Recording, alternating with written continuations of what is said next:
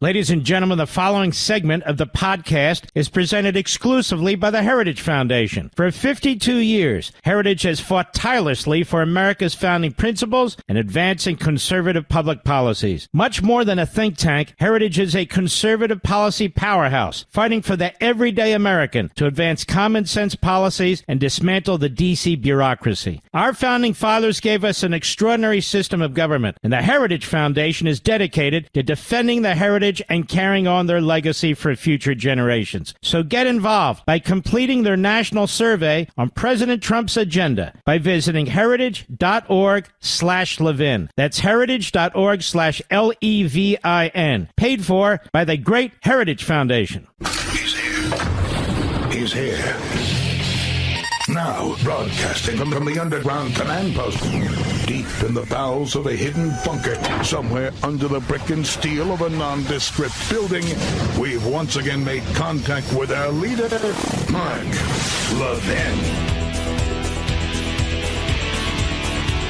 Welcome, it is the Mark Levin Show. Ben Ferguson filling in for the great one. He will be back with you next week. Wait, Mr. Producer, am I allowed to say where he is, or is that still... Oh, I can tell them. Okay, so we have breaking news. The great one is in Israel. There you go. He will be back with you next week. I'll be with you today. I'll be with you another time this week as well. And it's really an honor to fill in as he is over in Israel as we speak. 99 days. That is how many days Donald Trump has been president when he made the announcement at the White House about the numbers, where we are on the issue of illegal immigration. It is the 100-day mark of the presidency of Donald Trump, his second term. And there's a very clear theme. Promises made, promises kept. And one of the top issues, border security. And what has been achieved in fewer than 100 days has truly been remarkable. What did Donald Trump say in Aurora, Colorado back on 10/12 of 2024 last year? Quote, "We will close the border. We will stop the invasion of illegals into our country." Very simple statement from President Donald Trump. It was a promise. So what has happened since he became president? Illegal border encounters are now down by 95%. Illegal immigrants, gotaways, that is the top threat to public safety, the top threat to you and I, the gotaways, are now down 99%. Fox News correspondent Bill Malugin put it this way, saying, quote, "If Fox were to send me down there right now, I would have trouble finding a single migrant on camera." Well, we know what his reports looked like when he was down there for the last 4 years under the Biden administration. CBS immigration reporter said it this way: typically, when we go to the U.S.-Mexico border, we at least see one group of people who are trying to cross into the U.S. illegally. We did not see a single migrant this time. Why? Because Donald Trump is actually doing his job of securing the border, which every president should have done. The Wall Street Journal put it this way, saying, quote, "Border crossings grind to a halt as Trump's tough policies are taking hold." Now, are they really tough policies, or is he just enforcing the law? You can have that debate. I would think it's pretty clear that it's not necessarily the president's being tough. The president's just actually honoring the law and protecting Americans from an invasion. Axios put it this way: border crossings plunged to the lowest levels in decade, new data confirms. The New York Post, northern border sector previously overrun by illegal immigrants, sees dramatic drop in crossings. We haven't seen anyone since November. The Times, this city was a border flashpoint. Now the only migrants are quail. Reuters saying it this way: migrant arrests at the U.S.-Mexico border in March, lowest ever recorded. Bloomberg, U.S.-bound migrants plunged 99% along Panama jungle route. Why? Because they know it's not worth it. Because if you get here and you get caught, guess what's going to happen to you? You're going to be sent home. Now, let all that sit in for a second. And then think about the liberal Los Angeles Times. The LA Times says this: California-Mexico border once overwhelmed, now nearly empty. That is a promise kept by the President of the United States of America. and to remind the American people that we're just getting started. The president at the White House had signs that were put out of illegal immigrant mugshots, those that are the worst among us. Now, the president has warned about this for quite some time. And you want to know what MSNBC did? They actually blurred out the faces of those on the signs and said that we're under attack by the White House. We're under attack. This is the propaganda from NBC, MSNBC. Listen carefully to their words, as all the president did was line the driveway with all of the criminals that have been caught from this administration. Those have committed heinous crimes, murder, rape, child molestation, sexual assault. The list goes on and on. And what does MSNBC say? These people on the signs, they're somehow victims. Kumar, before we let you go, we want to get your reaction to something that just occurred. The White House has put up about 100 posters of what they say are unauthorized immigrants who have been arrested for violent crimes. You can see them there. They put them up on the driveway of the White House. If you look here, that's the West Wing just at the forefront, the executive mansion itself to the left. But what's particularly noteworthy about this location is it is right directly behind the positions where TV correspondents do their hits from the White House lawn. So therefore, no matter what network you're on, that includes MSNBC, if you're doing a hit from the White House right now, those pictures will be behind you. The White House doing a briefing in about a half hour about what they're doing here. Maria, your response to this image. So I have to say, one of the biggest challenges that we have with the deportations that we know of so far, for example, with Kilmer Abrego Garcia, we don't know if they've had due process. We don't know if, in fact, these individuals do have a rap sheet. So I would encourage those individuals that have that as a backshot to blur those people out. The job of journalism is to ensure that we are presenting the facts, that we are cross-referencing. We know that PolyFact actually checked the Trump administration because of an earlier picture that they released on Kilmer, recognizing that it was altered, that it was false, that they had placed gang signs, tattoos on him that weren't real. And so I would really, the press right now, we are absolutely under attack. Hold on a second. Not the American people are under attack by all the illegal immigrants coming into this country. The press, she says, is the victim here. We are under attack. We, the press, are under attack by this White House. Forget all the lies that were said in the last 20 seconds before that. What you hear there from Maria Teresa Kumar is that somehow she believes having to report the actual news about the heinous crimes committed by illegal immigrants, that means that she is under attack. That journalists are under attack because they're having to do reports and there are signs of illegal immigrants behind them who have been arrested and charged with heinous crimes, who have committed heinous crimes, who have killed innocent men, women, and children, who have raped and sexually assaulted women and men and children.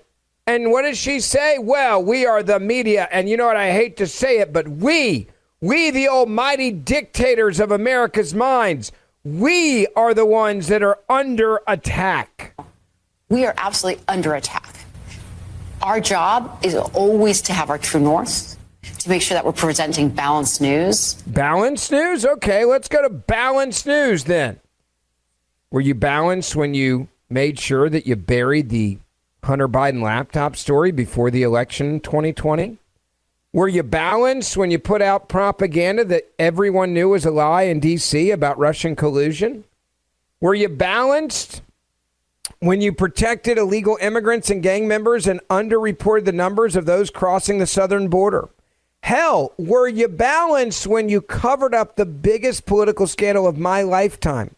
The scandal of the cover-up of the demise of a guy by the name of Joe Biden, which you guys had access to far beyond what we had access to, where you knew that he was incapacitated and you didn't say a damn thing about it. Were you guys being balanced then? I'm just asking for, millions and millions of American voters. Were you balanced? Let's go back to balanced real quick. Were you balanced when you were advocating for lawfare against Donald J. Trump? Were you balanced when you accused him of rape and sexual assault that you knew was a lie? Were you balanced when you cheered on? You cheered on people being arrested just because they were conservatives. Were you balanced when you didn't report on the egregious abuse of power by the federal government labeling parents that showed up to their kids' school board meetings, for goodness sakes, as domestic terrorists? Were you balanced when you didn't report the crimes of the Biden crime family? When you refused to admit that Hunter Biden and the Biden crime family were on the take selling America out to our adversaries? Were you balanced in any of that? I think we all know the answer, of course, no. But apparently that doesn't matter, because this is the media yet again trying to Jedi mind trick you into believing somehow that, again, orange man bad, and that they are actually the only people telling you the truth. And keep listening to the psychotic narcissism. And making sure that we are not putting folks that are potentially in danger, and having that representation of those pictures in the background. We can't allow that to basically for us to carry the water of potentially innocent people. So I would encourage, I recognize live shots are tough, but I would encourage folks to actually make sure that those shots are blurred to the best of your abilities. We know better. Well said. And again, the focus here, doing the work, doing it well. Doing the work. Yes, we just screwed up all the biggest stories in the last 5 years that I just went through. We screwed all those up. We lied. We deceived the American people. But by golly, well said there. Well said. We're 100 days in, and this is what we're up against. We're 100 days in, and the Democratic Party and the media are saying somehow we are the victims. And they've gone back to what they've been saying over and over and over and over and over and over and over again, which is orange man bad. Donald Trump is evil. He deserves to be impeached. Now, you may say, Ben, come on. They've moved on from the impeachment stuff. Dial down the crazy. No, they haven't.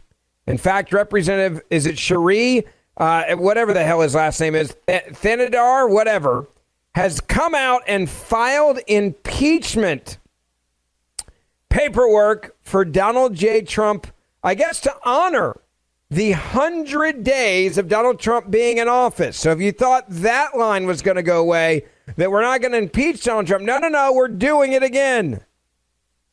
This is Congressman Shri Thanedar.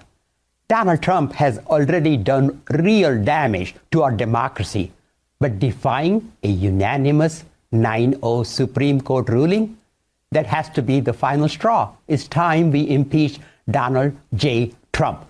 The court said the wrongfully deported Kilmer Garcia must be allowed to return and receive due process. Trump ignored it. He ignored the Constitution. He ignored the very checks and balances that keep our democracy intact. This isn't an isolated incident. It's part of a dangerous, deliberate pattern. That's why today, I introduced a resolution to impeach Donald J. Trump. Happy 1 year. Just kidding. 100 days, right? Happy 100 days, Donald Trump. I'm a Democrat. That isn't a Saturday Night Live skit. That's real. That is him saying, I am going after you. I am going to impeach you. And this is what we are doing in America in the Democratic Party. Now, will the media cover this? Of course they will. Of course they will, because they don't want to have to cover everything else. They don't want to have to cover fentanyl. They don't want to have to cover crime. They don't want to have to cover any of it. It's all propaganda, state-sponsored by the media and these radicals, these socialists, these communists, these Marxists, just like this congressman. 100 days in, I want to impeach Donald Trump. For what reason? Because I don't like him, and I don't respect the will of the people. By the way, that's what communists, Marxists, and socialists believe. The people have no say in the government. 1-877-381-3811.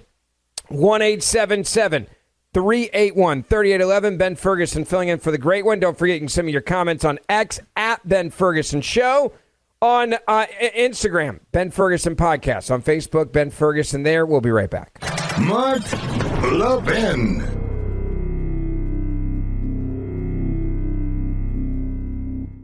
Listen, folks, if you're like me, you're passionate about protecting our American values. That's why I trust the Heritage Foundation. They're dedicated to promoting policies based on free enterprise, limited government, and traditional American values. The Heritage Foundation does more than just produce policy recommendations. They're mobilizing conservatives across the country. And right now, they need you to take action by completing their national survey on President Trump's agenda. Your responses to this survey will help guide Heritage leadership as they work closely with folks in Washington to promote your values, secure America's borders, and restore our freedoms. Here's what I want you to do. Visit heritage.org/Levin, heritage.org/LEVIN to complete your survey. It's very, very important. My friends at Heritage need you to act now to help them maximize the impact on President Trump's first 100 days. Heritage is committed to preserving our founding fathers' principles and ensuring that America remains a beacon of freedom and opportunity. So I know you won't sit on the sidelines. You'll get involved, please, today, and make your voice heard. Visit heritage.org/Levin. That's heritage.org/LEVIN. Please complete your survey today. That's heritage.org/LEVIN, paid for by the Great Heritage Foundation.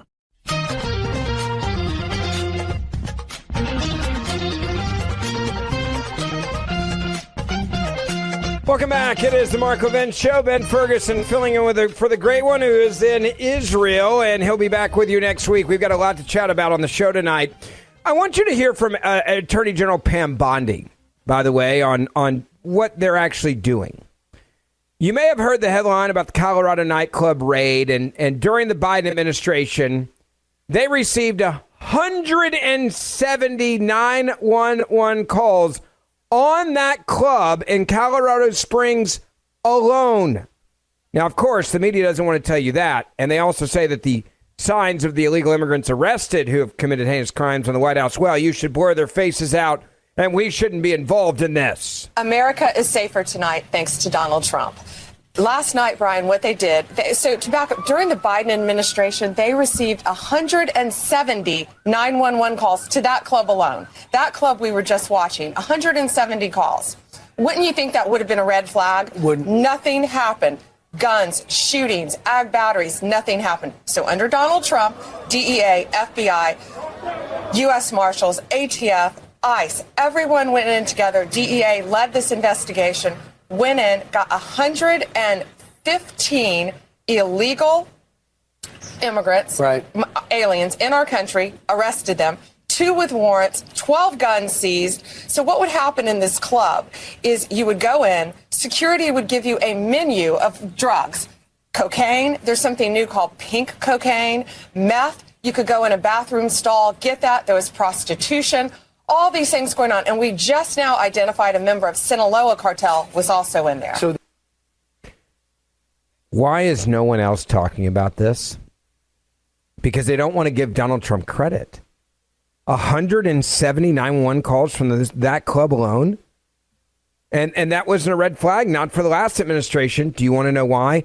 Because they never had any intent on stopping any of this. They knew that there was going to be a lot of bad things that happened. They knew that there was going to be a lot of people that were going to suffer. Okay, like they knew this. They were fine with it. They had no issue with it whatsoever. They're like, yeah, we know a bunch of Americans are going to get killed. We know they're going to get OD on drugs. We know they're going to get raped. We know that children are going to be, sex trafficked. We know that there's going to be people that die. We know there's going to be girls that are going to run on trails. They're going to be murdered by illegal immigrants. Like, we get it, but we needed to flood the country with 20 million new voters. And that's just what we were going to do. And by the way, Democrats demand that all these people live in your neighborhood on these signs of the White House, and that you pay their lawyers, and that you treat them like some sort of gods, do-gooders. Rape, murder, that's what these people on the signs are accused of and were arrested for. More coming up. Folks, I need to talk to you about something crucial to the future of America. Our friends at the Heritage Foundation are on the front lines fighting for our conservative values. Heritage is dedicated to promoting policies that will help bolster our economy, protect our borders, and uphold the rule of law. They're working tirelessly to defend our Constitution and the principles that make America exceptional. To help accomplish this, they need you to complete their national survey on President Trump's agenda today. So you can participate in this survey by going to heritage.org/Levin. That's heritage.org/Levin. Your responses are crucial to this survey, and they'll provide Heritage leadership with crucial feedback as they work closely with the folks in Washington to promote your values, secure America's borders, and restore our freedoms. By completing this very important survey today, you're standing up for the values that have made this country great. And my friends at Heritage need you to act now to maximize their impact on President Trump's first 100 days. So please don't wait. Our future depends on you. Together, we can make a difference, and future generations inherit a nation that is free, prosperous, and strong. So please, right now, visit heritage.org/Levin, heritage.org/Levin, complete your survey, and join the fight for America's future. That's heritage.org/Levin, paid for by the Great Heritage Foundation. Ever notice how you come across somebody once in a while that you shouldn't have messed with? That's Mark. And you can call him at 877-381-3811. All right, I got a simple question for you. Welcome back. It is the Mark Levin Show. Ben Ferguson filling in for the great one who'll be back with you next week as he is in Israel right now. Do you support President Trump on the issue of deportations? There is a core question, and we all step back from what I just told you. And you have to ask yourself, whose side of this are you on? Are you on the side of Democrats that stand up for the MS-13 gang members that rape and kill and pillage and sell the fentanyl that is killing more people under the age of 40 than anything else in the United States of America, period, full stop? You look at this administration compared to the last one. The last one said, we put Americans last. We don't care how many of you die. We are going to flood the country with what we look at as our new voters. I refer to it as modern day slaves. The socialists and communists of the Democratic Party, the Marxists, said, we got to flood in new voters. We're losing some of the Democrats that are African American because they're realizing that, hey, you guys are actually just keeping us living in hell and poverty. You want us addicted to your government cheese, and we're not having it. We actually want to succeed. We actually want to do better in life. You look at Donald Trump back in 16, 17, before COVID hit. What happened? We had the lowest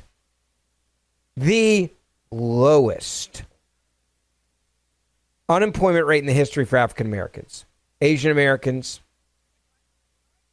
Latin Americans, Indian American. It was incredible. And why did that happen? Because we had a president that said, I don't want you living in hell. I don't want you living below the poverty line. I don't want you dependent on the government for your livelihood. That's not good for anyone. I want to empower you. I want to empower you to be able to take care of yourself and not just take care of yourself, but to actually succeed. Like what I want is I want you to live a better life than you've ever lived before. And that's my goal of my administration. And that is why the Democratic Party did everything they could to destroy Donald Trump. That's why they tried to put him in jail. Hell, that's why they tried to kill him on multiple occasions. That's why there was the assassination attempt on him and the next one. And God knows how many others that we don't know about. This is why. Because he's a threat to their power structure. And so what the Democrats said was, hey, at all costs, no matter what, we got to. Like, we have to. We have got. Okay, we have got to get rid of Donald Trump. And if we can get rid of Donald Trump, if we can just get rid of him, if we can just move on past him, then the threat will be gone, and that's good for all of us. Tom Homan said something very interesting at the White House about all of this. And what he said was, I've worked for 6 different presidents, folks. 6. And he said, here's what you need to know about Biden. Look, I started in Border Patrol in 1984. I've been at this for over 40 years. I worked for 6 presidents, starting with Ronald Reagan. Every president ever worked for took border security seriously, because you can't have national security if you don't have strong border security. We got to know who's coming in, what's coming in, where's coming in, why it's coming in, right? Even President Obama and President Clinton took some steps to secure the border because they understood national security was important. Joe Biden was the first president in the history of this nation who came into office and unsecured the border on purpose. That's just a fact. We handed the Biden administration, after President Trump's first administration, we handed the Biden administration the most secure border in my lifetime, and he unsecured it on purpose. Now, President Trump and this administration here, their success is unprecedented. We beat Trump's first administration on border success. Border numbers are historic low. Today, as I'm standing here, we have the most secure border in the history of this nation. And the numbers prove it. So the question is, do you support the President of the United States of America on this issue? I know I do. Caroline Levitt, by the way, putting the first 100 days in perspective at the White House press briefing, saying this. Trump administration is working 24/7 to successfully arrest and deport these illegal criminals and foreign terrorists from our communities. We are in the beginning stages of carrying out the largest deportation campaign in American history. Over this past weekend, it was announced that through Operation Tidal Wave, a joint effort between ICE Miami and Florida law enforcement agencies, nearly 800 illegal aliens were arrested during the first 4 days alone. Among those arrested were a Colombian murderer, alleged MS-13 and 18th Street gang members, and a Russian with a red notice for manslaughter. And on the other side of the country, in the early Sunday morning hours, DOJ and DHS together launched a joint raid of an illegal alien underground nightclub used by Tren de Aragua in Colorado Springs, Colorado. DHS took more than 100 illegal aliens into custody, and many drugs and weapons were also seized. Operation Tidal Wave is a preview of what is to come around this country. Large-scale operations that employ our state and local enforcement partners to get criminal illegal aliens off our streets. As always, President Trump and our entire administration are grateful for the courageous law enforcement officers who are putting their lives on the line every single day to protect their fellow Americans and to keep our country safe. We are in the beginning stages of carrying out the largest deportation campaign in American history. That's what I voted for. I voted for an administration to work 24/7, to arrest and to deport these illegal criminals and foreign terrorists from our country. I voted for an administration, and the 100-day anniversary says, hey, we're going to put up signs of the criminals that we've arrested and the charges that are against them. I go back to the signs, and if you look at the signs, what is on these signs are things like rape, lewd acts in front of a child, distribution of fentanyl,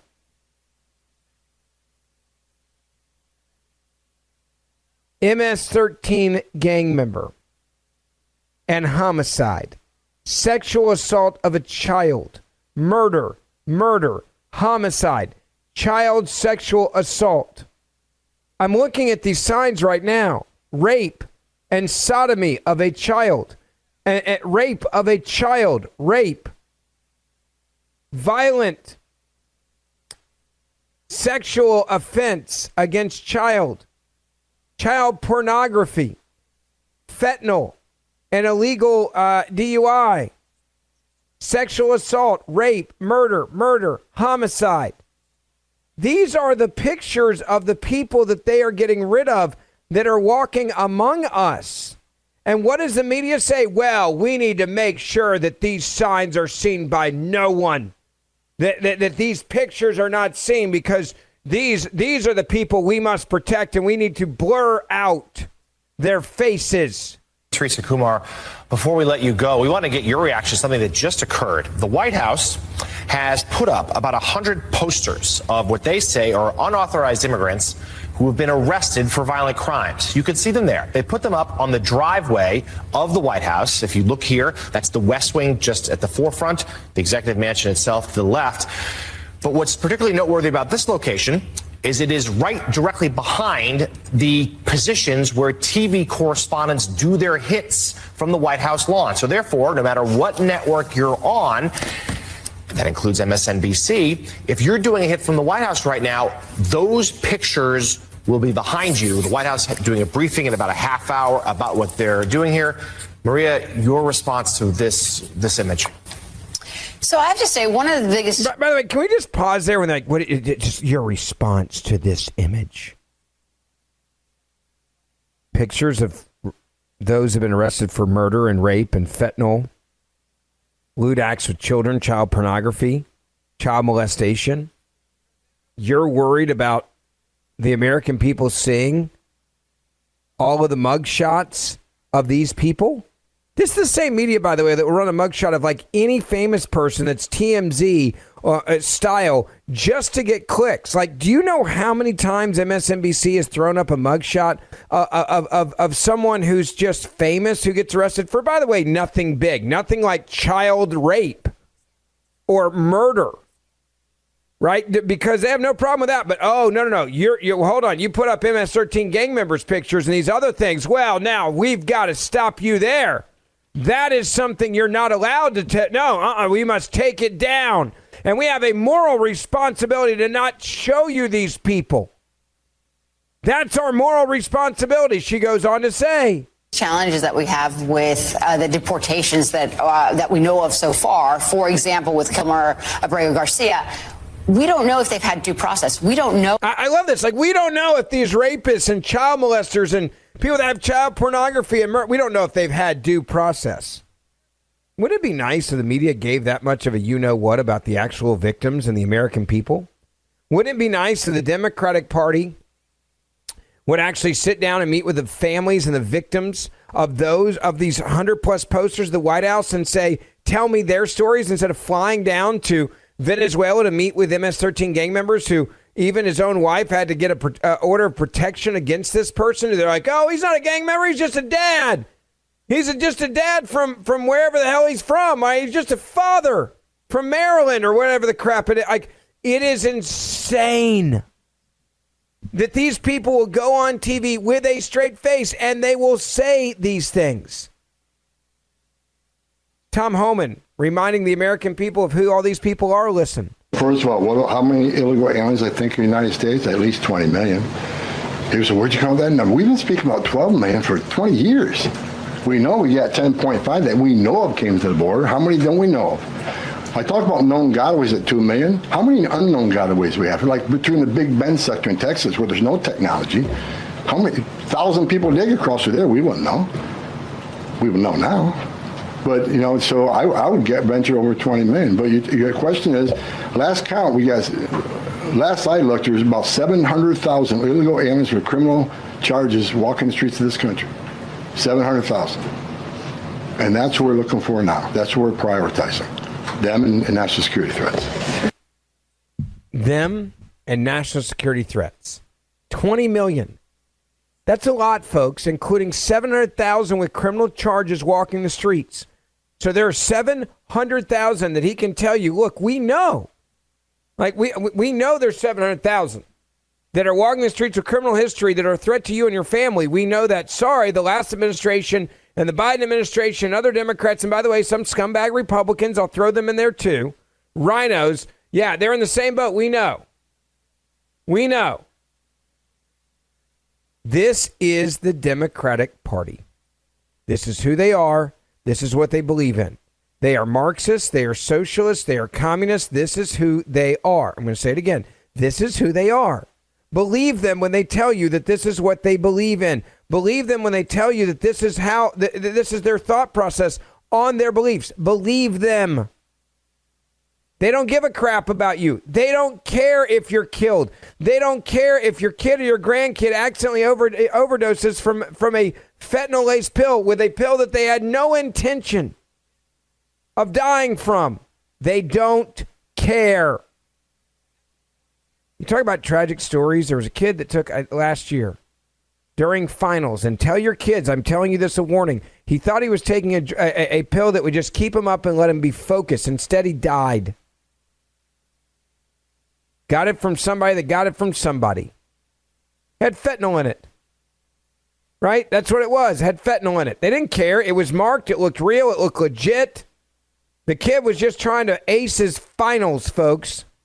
And that's just one example. There's a lot of other kids have died, had no intent on dying from an accidental overdose from fentanyl. They thought they were taking a pill, a prescription drug, that for whatever reason, kids do stupid things. People do dumb things. It doesn't mean you deserve a death sentence from it.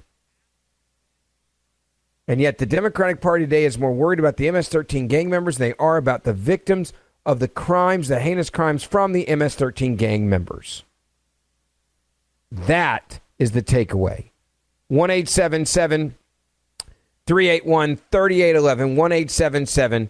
1-877-381-3811. Ben Ferguson filling in for the great one, Mark Levin. If you can't get through on the phones, follow me on X. Send your comments there at Ben Ferguson Show. On Instagram, at Ben Ferguson Podcast. We'll be right back. Mark Levin.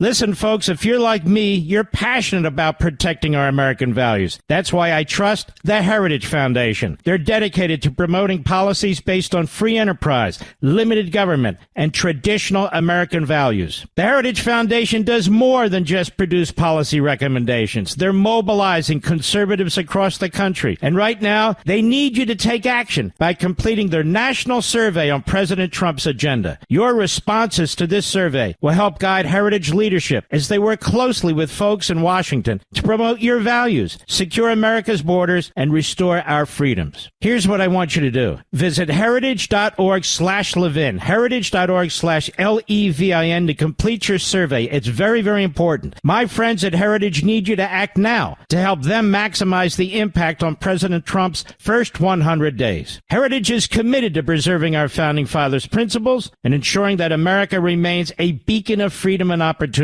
So I know you won't sit on the sidelines. You'll get involved, please, today, and make your voice heard. Visit heritage.org/Levin. That's heritage.org/LEVIN. Please complete your survey today. That's heritage.org/LEVIN, paid for by the Great Heritage Foundation.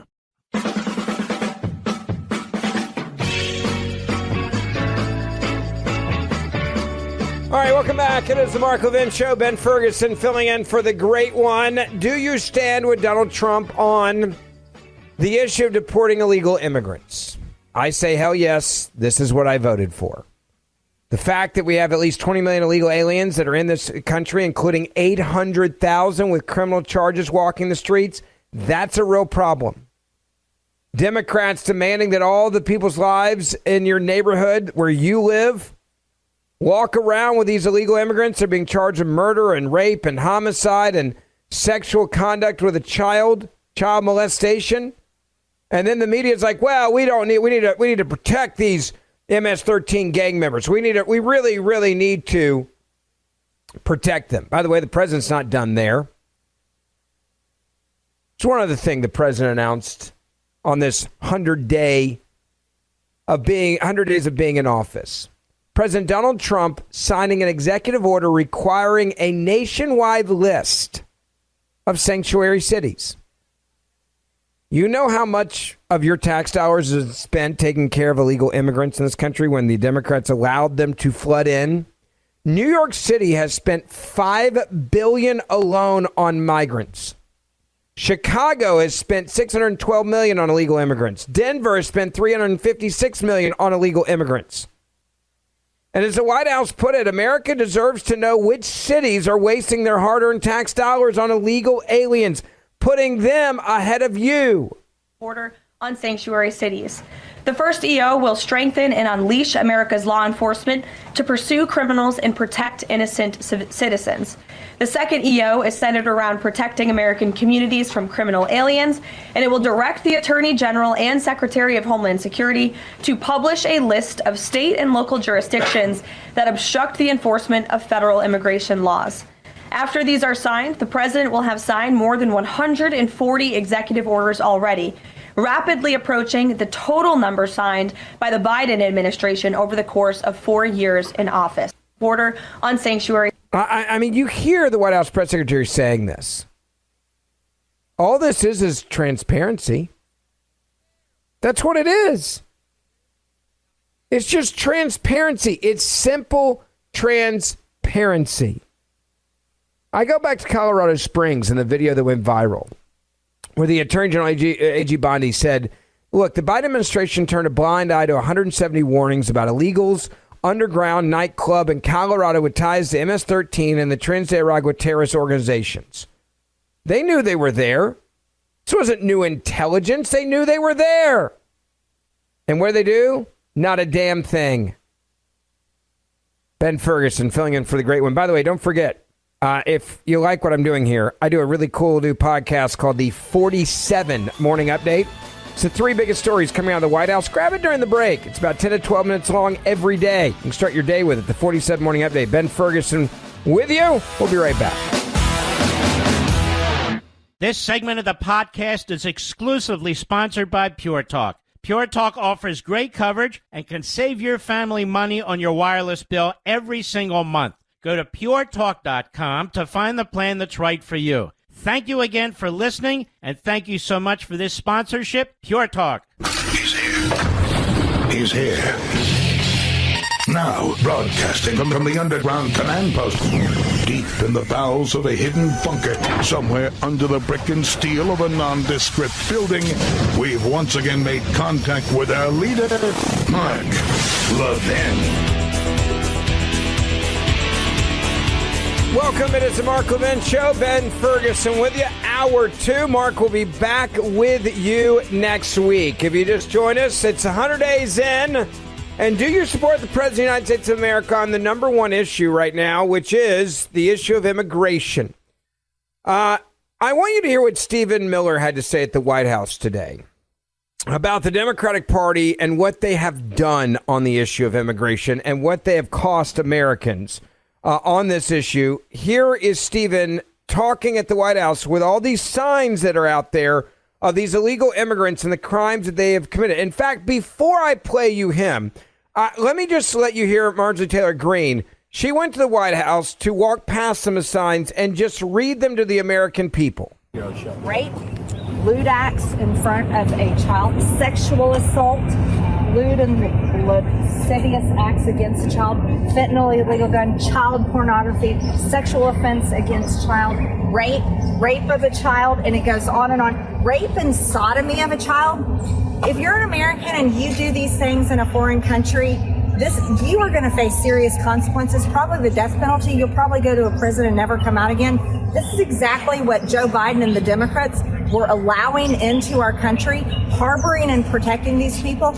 God bless President Trump and his administration for rounding them up, arresting them, and they're going to face consequences. You listen to the Congresswoman there, and then let's go to Jason Miller.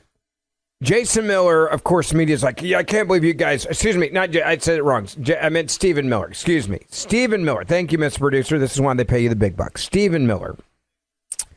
This is what he said at the White House when asked about this by the press. Does Biden have blood on his hands for Laken Riley, Jocelyn Ngari, and all these people who've lost their lives at the hands of illegal migrants? And then you also have fentanyl, which is ravaging our communities. Friends of mine have died from fentanyl. So do you blame the Biden administration? Do they have blood on their hands? Of course they do, but not just the Biden administration. Of course the Biden administration does, but also all of their enablers do.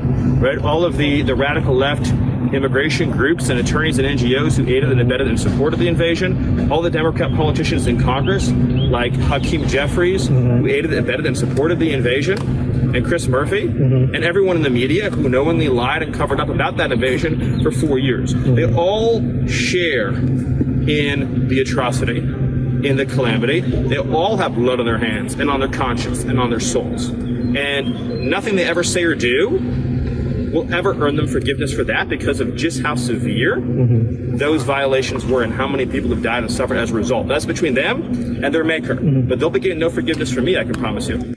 By the way, I love Stephen's point there about like the media. They were involved in this cover up for 4 years. They knew it was happening. Okay, like they knew it was happening. They knew it the entire time. Tom Homan also in the briefing today had this to say as well. And as far as releasing so many people, you know why the Biden administration released millions of people in the United States? No one ever talks about it. I'll talk about it. Why did they release people into the interior of the United States and put them, rather than put them into an ice bed? Why not put them in an empty ice bed at $127 a night rather than in a hotel room at $500 a night? They did it on purpose, because when you put them in an ice detention bed, they get a hearing in 35 days. Court records show 9 out of 10 people claim asylum, get order removal, they're gone. But if you release them and put them in a hotel room at $500 a night, their hearings could be 5, 7, 9 years if you pull out all appeals. And what are they hoping for then? That another Democrat administration is in power. They can award an amnesty to millions. This is about selling this country off for future political power. That's what it was. The law clearly says if you arrive at our border without proper documentation, you shall be detained. Not maybe, not think about it, shall. And that's what President Trump's doing. Catch and release is over. Hell yeah. Catch and release is over. This is what I voted for. Do you know why? Go back to the quote. Do you know why the Biden administration released millions of people? When they put them in ice beds, they get a hearing in 35 days. When you release them, it's 5 to 9 years. By then, Democrats are back in power and can award mass amnesty.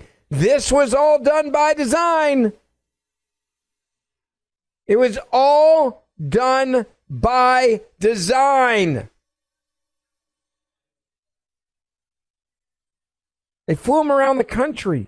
They dropped them off in various cities and hotels because they wouldn't have a court hearing and they'd be able to stay in our country, and then they would get even closer to their goal, which is mass amnesty. 1-877-381-3811 is the number. 1-877-381-3811.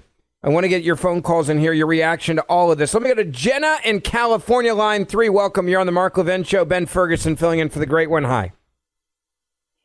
Good afternoon, Ben. My first quote to you is, I'm an American. I've always been American. I was born in this country.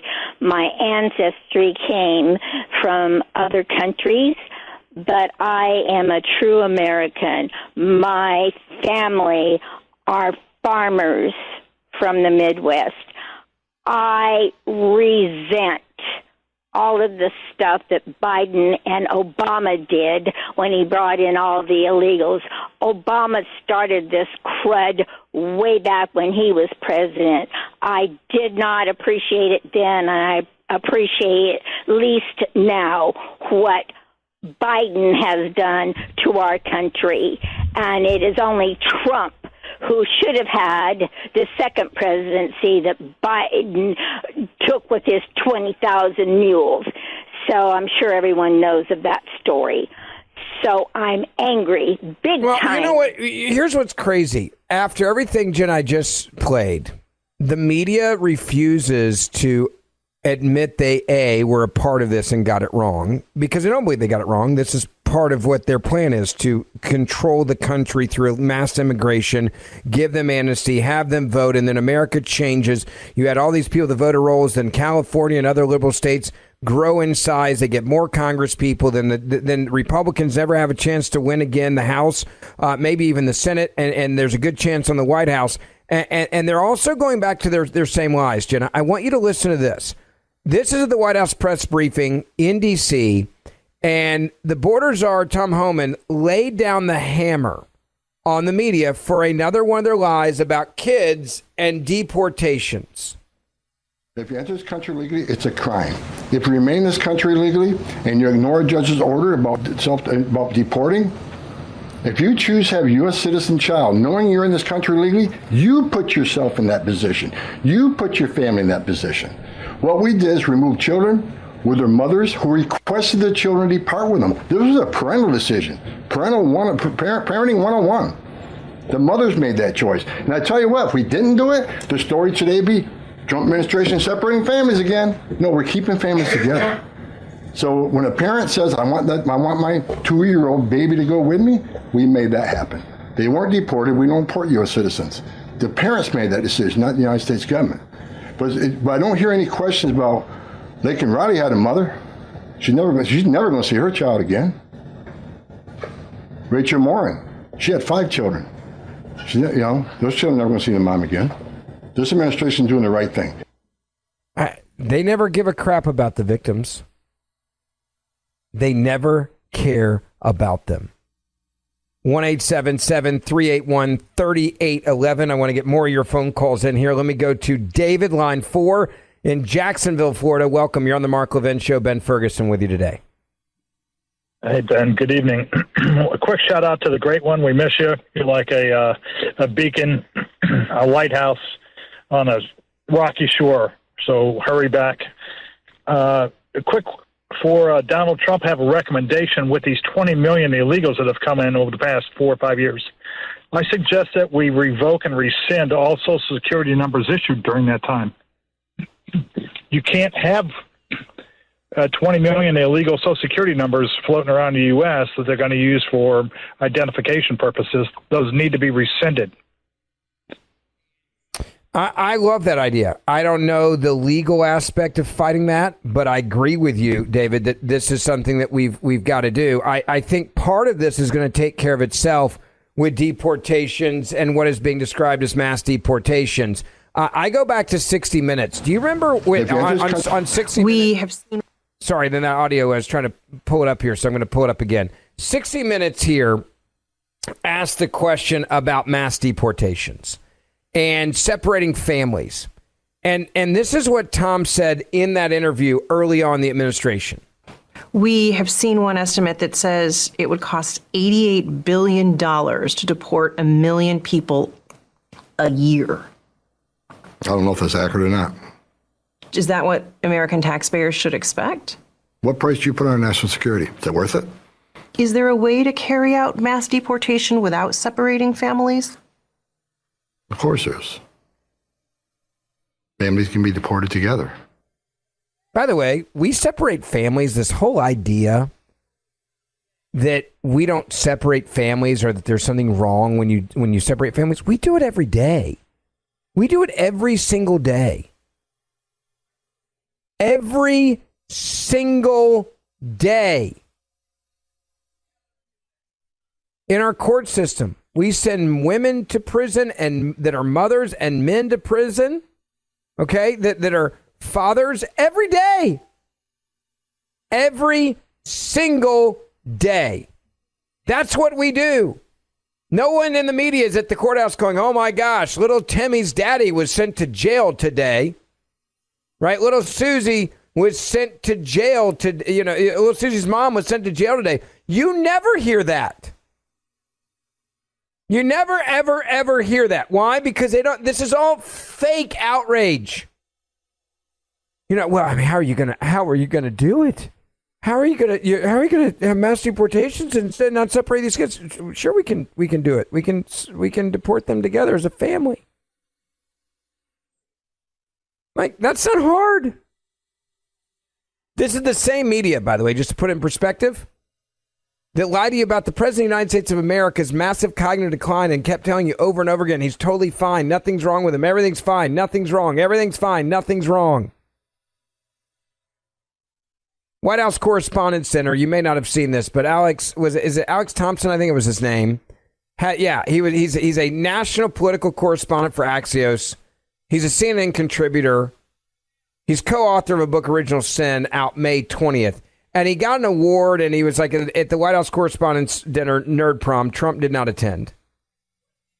And he's up there on stage. He's like having this moment about, well, we probably should have done a better job like reporting the decline of the President of the United States of America. You think? You guys covered it up. You knew how bad it was. White House press secretary was asked about that. Like, hey, the press who's in this room right now, in this briefing right now, helped cover up the biggest political, I would say, cover up in my lifetime. Like, what they did to cover up his cognitive decline was a way bigger cover up than what they did with Bill Clinton, for example. And he's up there and he's like, well, maybe we could have done a better job than we did. You guys were part of the conspiracy to mislead and lie to the American people. I'm going to play that for you coming up next. Ben Ferguson filling in for the great one, Mark Levin. On X, Ben Ferguson Show. On Instagram, Ben Ferguson Podcast. We'll be right back. Mark Levin.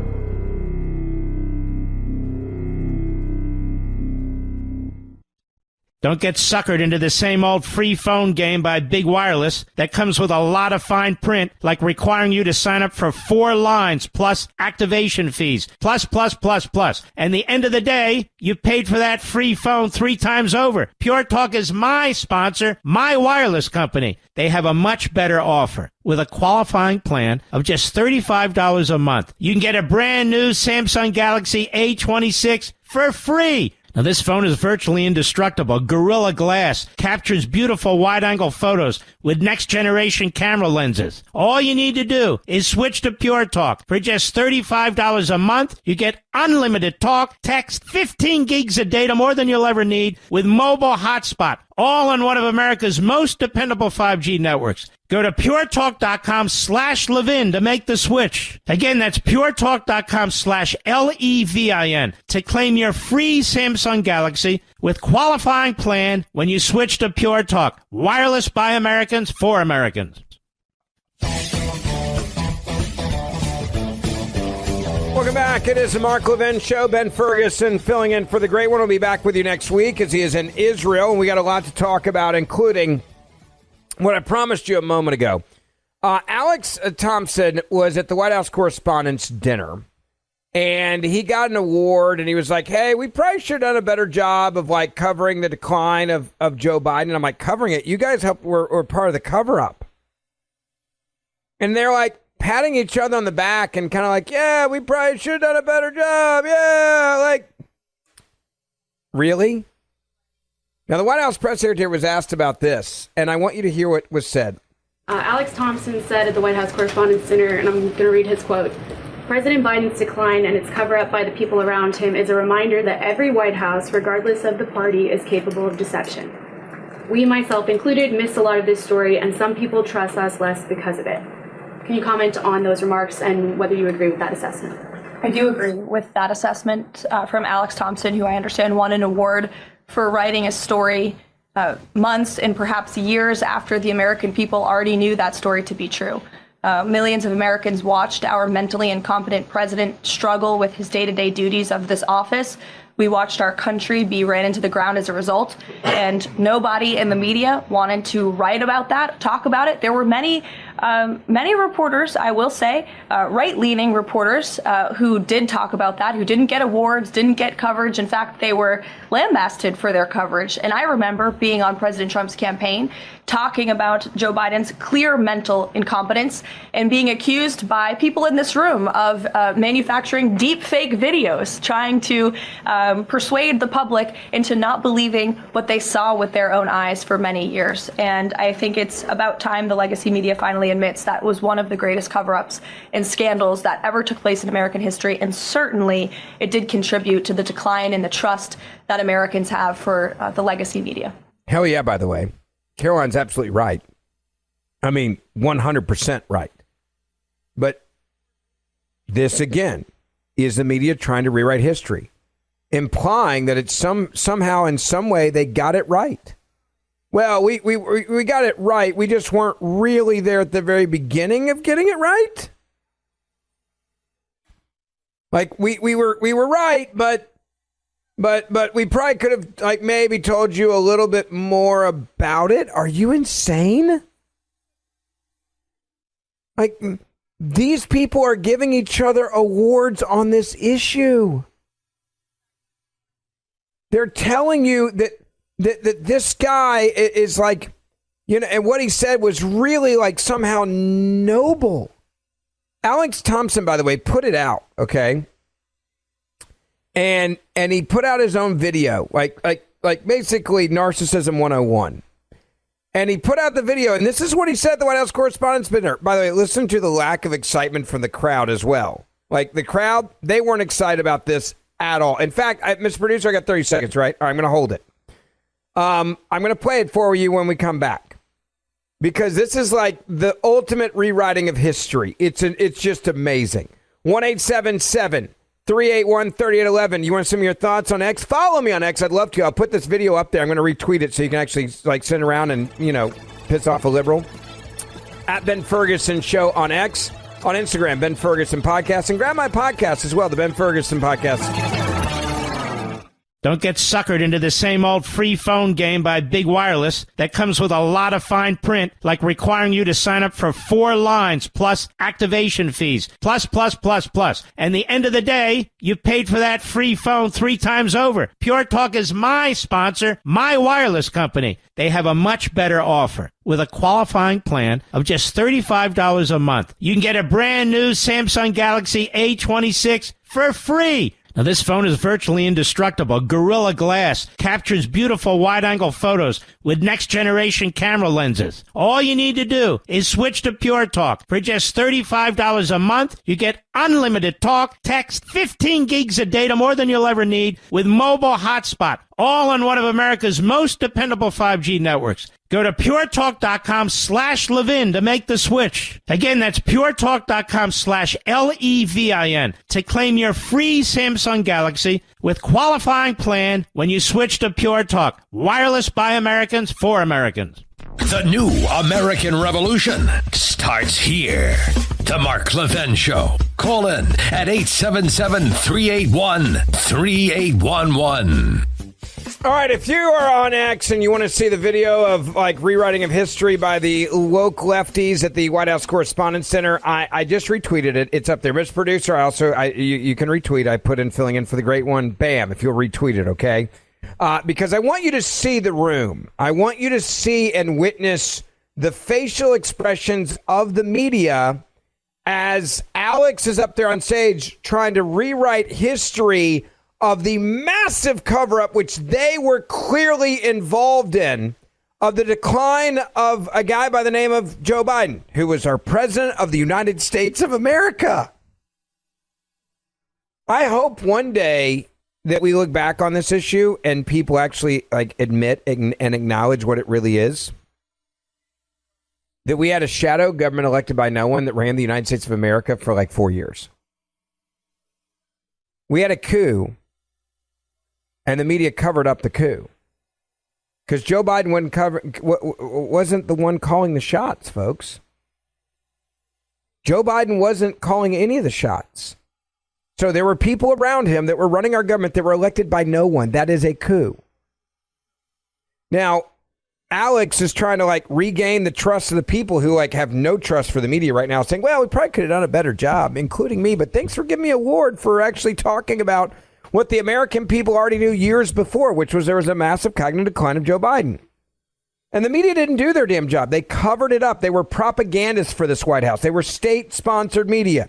But apparently now, if you're Alex and you're trying to rehab the press, they're like, all right, we'll give you an award. Just, mention it, but don't go too hard on the media. And here is what Alex tweeted out himself. Like, this is Narcissism 101. Listen. One serious note. To my bones, I believe that reporting and the White House Correspondents Association is as necessary as ever. President Biden's decline and its cover-up by the people around him is a reminder that every White House, regardless of party, is capable of deception. But being truth tellers also means telling the truth about ourselves. We, myself included, missed a lot of this story. And some people trust us less because of it. We bear some responsibility for faith in the media being at such lows.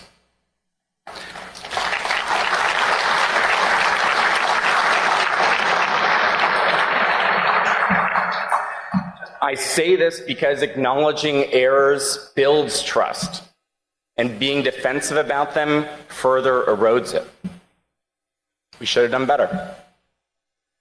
I believe our mission is vital in a world where people are struggling to figure out what's true, and people with power are not telling the truth. I also believe that this association has been, is, and will continue to be critical to that mission. Thank you to the association's leadership for your unflinching defense of the First Amendment, not just now, but always. Your decades of daily battles on behalf of reporters is why This award is one of the great honors of my life. Oh, one last thing. I love you, Mom. Thank you, guys. I just laugh. Like, he's like, we've got to do, but we did do a good job. So I also want to be clear on the logic. Axios' Alex Thompson blamed the Biden administration for covering up his mental decline, says the media simply missed a lot of the story. You guys were like not just involved. If there was a crime that was committed, you guys could have been like indicted for being an accessory to the crime that was committed. Anyone with eyes, anyone with ears knew that Biden had a major mental decline. We knew it. And now the media is trying to rewrite history by pretending, well, they weren't really a part of it, actively covering it up. You guys were covering it up. You were covering it up, and you know that you were covering it up. You want to talk about just lack of self-awareness. Like, this is it. The intro, by the way, to him was also just totally insane. Kristen Welker, all right, Meet the Press moderator, was doing the intro, and this is what she said about the story. This is NBC News, Meet the Press, and this is a woman, Kristen Welker is like, you should respect me. I know what I'm doing. I'm a real journalist. Listen. Impartiality, integrity, and a deep knowledge of the presidency. The award also includes a prize of $2,500.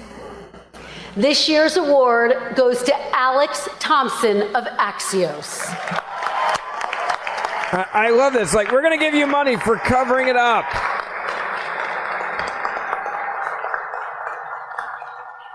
The judges said Thompson's aggressive reporting on President Biden, especially leading up to and after the Trump-Biden debate, revealed the president's cognitive decline was impacting his ability to do his job, information the White House tried to conceal. You guys were concealing it. How many times did Kristen Welker at NBC News see the clear decline? And I love how they're like, all right, well, we got on board and reported it after the fact, and now we're going to give each other awards for it after the American people saw the president in such a massive decline that there was no way to stop what was going to be a bloodbath election, and they forced him out in essence, a Democratic coup where the five Godfather families of the Democratic Party all got together, and they're like, yeah, this isn't going to work. Like, there's no way this guy can win. And now they're giving each other awards. Ladies and gentlemen, the White House Correspondents Association is pleased to give the Aldo Beckman Award to Alex Thompson. I mean, it's in the $2,500. Like, it's just disgusting. It's just like he was really doing a good job after everyone knew it. And by the way, when this happened, I want to go back to what I said, Mr. Producer. I think I said it on this show, filling in for the great one.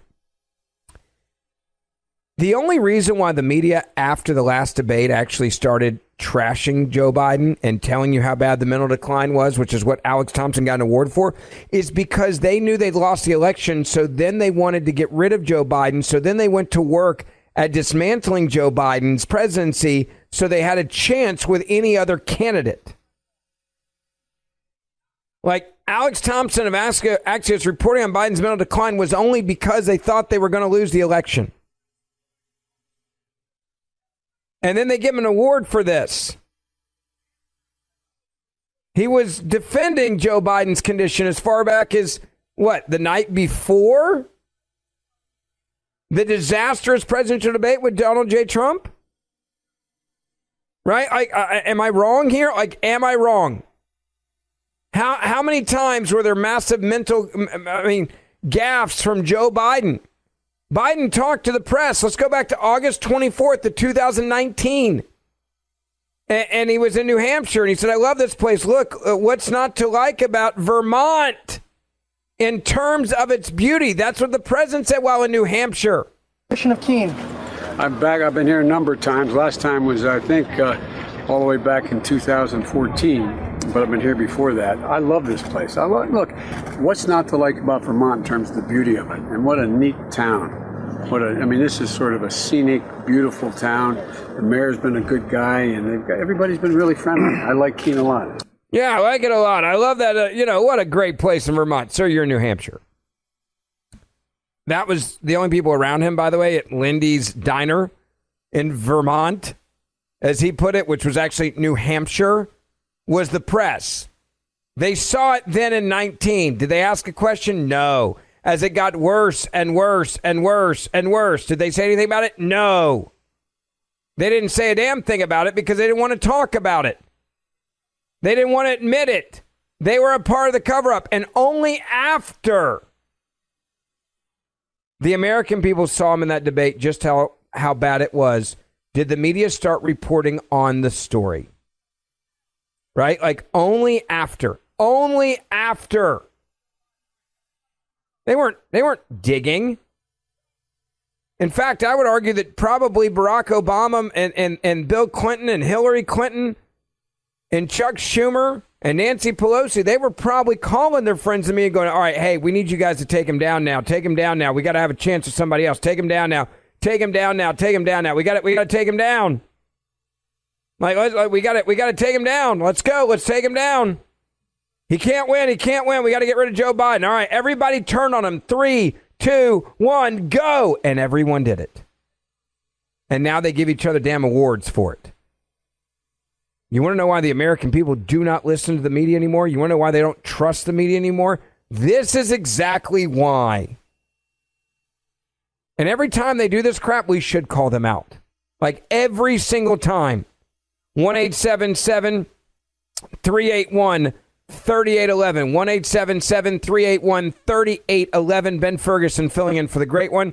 Follow me on X at Ben Ferguson Show. You can send your thoughts there on Facebook, Ben Ferguson Show as well. And also, grab my podcast, the Ben Ferguson Podcast. I love to keep up with you on my podcast every day. We'll be right back.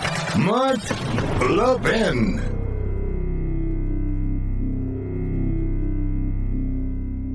Don't get suckered into the same old free phone game by Big Wireless that comes with a lot of fine print, like requiring you to sign up for 4 lines plus activation fees, plus. And the end of the day, you've paid for that free phone 3 times over. Pure Talk is my sponsor, my wireless company. They have a much better offer. With a qualifying plan of just $35 a month, you can get a brand new Samsung Galaxy A26 for free. Now, this phone is virtually indestructible. Gorilla Glass captures beautiful wide-angle photos with next-generation camera lenses. All you need to do is switch to Pure Talk. For just $35 a month, you get unlimited talk, text, 15 gigs of data, more than you'll ever need, with mobile hotspot, all on one of America's most dependable 5G networks. Go to puretalk.com/Levin to make the switch. Again, that's puretalk.com/LEVIN to claim your free Samsung Galaxy with qualifying plan when you switch to Pure Talk. Wireless by Americans for Americans. All right, welcome back. Mark Levin Show. Ben Ferguson filling in for the great one. One of you just sent me a note. It said, Ben, I saw you earlier today on Fox, and you were talking about this exact issue of the decline of the president, Joe Biden, at the time, and now the media is like, oh, we did it right, and we're so great, and we finally covered the story, but we probably could have done a better job. No, you were involved in the cover-up. And they're like, what you said on with Harris Faulkner today was spot on. I'm going to play part of that for you, all right? This is what I said on Fox earlier today, as they're all like, oh, we're just so good. Let's give each other awards. We covered Biden's decline only after he screwed up a debate to the point where there was a coup by the Democratic Party against him, like from within. By the way, you want to talk about the reporting here? There's a very good chance if Joe Biden would not have been convinced to step down that they would have 25th Amendment him. Like, they would have actually removed him from office, the Democrats, not the Republicans, the Democrats. And now the media's like, yeah, let's give each other an award for our amazing coverage of the decline of Joe Biden. What? Listen. Yeah, number one, he goes, we got it wrong. No, you didn't. You deliberately covered it up. You got it right to serve your own interests. You said at all costs, we are going to save Joe Biden because he's the candidate. And the media saw him up and close every single day when he was out there. Everyone was talking about the decline. They deliberately were a part of the cover-up, and they're like, well, we've lost trust. Trust? Are you kidding me? You guys were basically state-sponsored media. You went to the White House and you said, what do you need us to do for you today? What do you need us to cover up? How can we protect you? How do we not ask questions that are tough for this president? They never pushed this president. They coddled him, they protected him, and now they want to, hey, we did okay on this story, but we maybe could have done better. I'm sorry. The American people witnessed what you did. No one trusts you. And look at the faces in the room. They didn't learn from this, even if he was, quote, brave. And I don't think he was, because if he was brave, he would have burned the house down that night, and he didn't. He was very timid and cautious how he said this. It was very clear he thought about his words. But the faces in the crowd, Harris, you put them on the screen a moment ago. They knew that this is like, really? This is an awkward moment. Why is he doing this to us? Like, we don't do journalism. We do propaganda. No one in that room was like, yeah, let's be more honest in the future. They're just like, what's wrong with this guy on TV? Well, it wasn't just any of that. It was that the questions still aren't coming. I was asking all along, if we can see it at Fox News and maybe a few other areas around the globe, what do our world leaders think when they meet with this president? What kind of damage did that non-thinking human being at times, stumbling and bumbling and can't finish this, calling Trump supporters garbage, but then saying it was a misspeak? I mean, all the things that were going on. What about our relationships around the world that depend on a sentient president?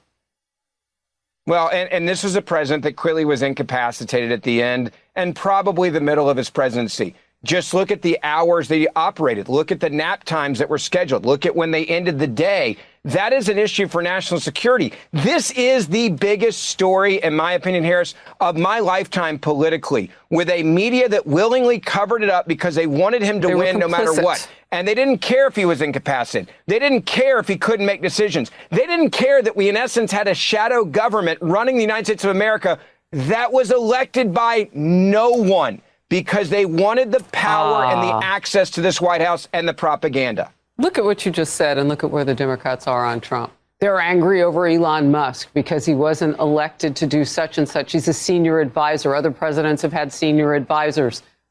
I'm really baffled because what you just said is them projecting what was happening onto Republicans. No doubt. And I think that's where the Democratic Party is now. This is what they do. Get ready for it. They will lie to you. They will deceit. They will use any way they can to come after you. And if that doesn't work, they'll just come after you with activist judges or lock you up or raid your home and go through your drawers and your clothes. This is now where they are. The Democratic Party, I've been saying it for a while. I'll say it again. They are dead. They are filled with Marxists and socialists, and they lie to you to get their way. They will never stop. And there's the man on TV as proof of it. He was sleeping on the job for years, and they covered it up. Yeah. Well, by the way, you look at. I love how they're all rewriting history now. Every one of them. They're all acting like they did some grand thing. We covered it, and we could have maybe done a better job, but we didn't. No. The media knew of the decline every day, and they chose propaganda over journalism. They didn't get it wrong. They deliberately chose to lie to the American people. 1-877-381-3811, 1-877-381-3811. I want to get your phone calls in here. Let me go to Joe, line 3. Welcome. You're on the Mark Levin Show. Nice to have you with us. Hi. Hi, Ben. Thanks for having me. I wanted just to reiterate what you had said before about the Democrats using victims and for their own benefit. My father was murdered by Puerto Rican terrorists, the Marxist FALN, in New York. It was 50 years ago, actually, this year when I was 9. And you may recall that the Democrats gave them clemency. The terrorists who went to prison were given clemency in 1999 by Clinton. And then Obama gave Oscar Lopez, who refused the Clinton clemency, a second clemency in his last day in office. So they do disregard victims. They knew we were out there. But you know why, Joe? You want to know why they disregard victims? of that commit heinous crimes? Because they think you are a little minion.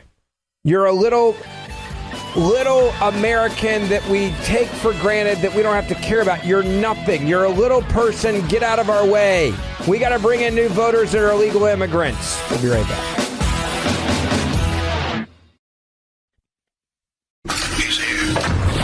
He's here. Now, broadcasting from the underground command post, deep in the bowels of a hidden bunker, somewhere under the brick and steel of a nondescript building, we've once again made contact with our leader, Mark Levin.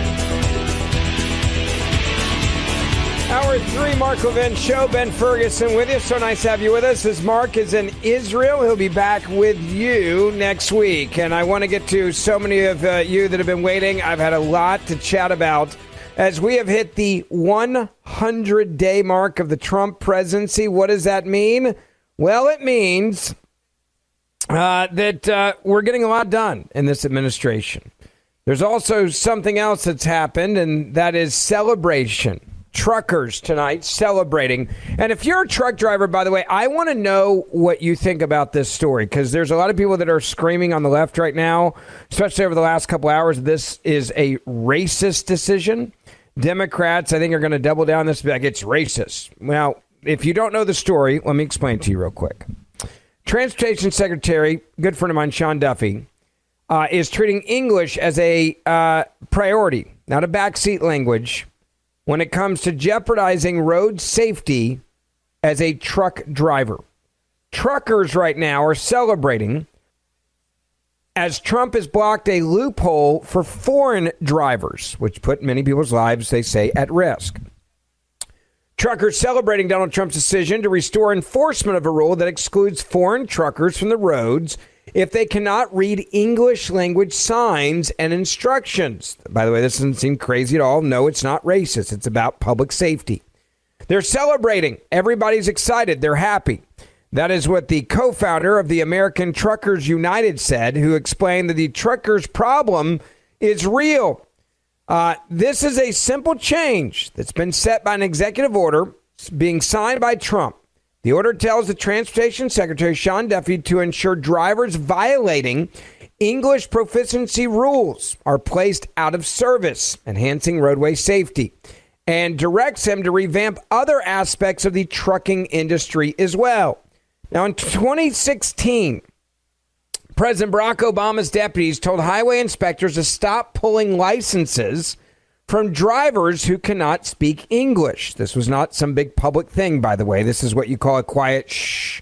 Hey, we don't want anybody that can't speak English and can't read the what's happening on the roadways and the signage to lose their jobs. So you guys stop pulling their licenses, right? Because we want illegals in this country. We want them to be hired. We certainly don't want them to, get fired from a job or not be hired for a job because they can't speak English or read the damn signs, right? So Obama's deputies said, hey, stop pulling the licenses. And they said, no problem.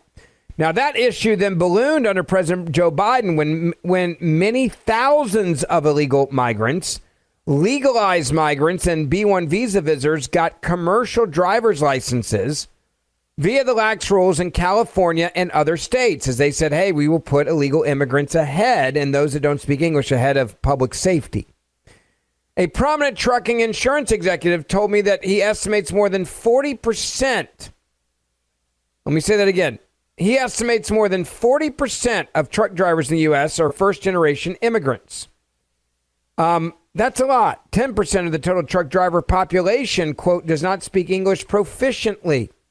That's not a good thing for public safety. The result is that American drivers and their trucking companies are losing revenue to huge numbers of foreign drivers, many who work in crews to run trucks without sleep throughout the most lucrative long-distance routes. So that's hurting American truck drivers as well. American truckers cannot compete because these tactics would force them to violate safety regulations and split their low wages. But the migrants profit because they send their small gains back to India, Guatemala, and other countries where families can live very well on a few dollars per day. So the president said no more. Now, foreign truckers are often inexperienced and also illiterate, so pushing up the death rate on America's roads while raising profits for some delivery companies and retailers such as Amazon. Industry publication Freight Waves described a March 13th Texas disaster when a migrant trucker slammed into the back of a traffic jam. Quote, a man has been arrested as authorities continue to investigate the cause of a crash that killed 5 people on Interstate 35 in Austin, Texas. Authorities said 17 vehicles were involved, including a tractor trailer hauling goods for Amazon. In the accident that happened around 11:30 p.m. in the southbound lanes of I-35, 5 people were pronounced dead on the scene, including a child and an infant. 11 others were taken to the hospitals. A 37-year-old, a Dallas-based driver of the tractor trailer, was arrested Friday by the Austin Police Department and charged with 5 counts of intoxication, manslaughter, and 2 counts of intoxication assault. The issue has been ignored by established journalists, such as the staff of the Washington Post, which, by the way, is owned by Amazon's founder, Jeff Bezos. The surplus of drivers also deflates pressure for high-tech innovation and productivity gains throughout the U.S. supply chain. For example, warehouse companies face little pressure to speed up the loading and unloading of trucks, which forces drivers to waste time in parking lots. Again, another example of lack of innovation. So you look at this, and it's pretty clear that this is a good thing. This is about safer roads and also putting American workers first. And what are the left doing? They're saying, oh, it's racist to say you must be able to read the damn signs on the roadway. By the way, we're not saying you have to be fluent in a language, but you do have to be able to read the signs on the roadways. And they're like, no, you can't do that. That's racist. That's racism, I tell you. By golly, that's racism. I'm sorry. This is a good thing for all Americans. This is what we should be excited about. This is putting Americans first, because non-citizen truck drivers texting and driving has killed another driver in a Texas roadway this weekend. Was another post that was put up by American truckers. And if you look at what they put up on their social media, you should follow them. American truckers put them in on X, and you can see where they document these crashes. Non-citizen truck driver crashed in Nebraska, eastbound I-80 rest stop in Nebraska closed for semi-truck rollover. They show the picture. There it is. They're sounding the alarm, and President Trump is actually listening, whereas the left's like, no, we want to lax the rules. We want to undermine American truck drivers.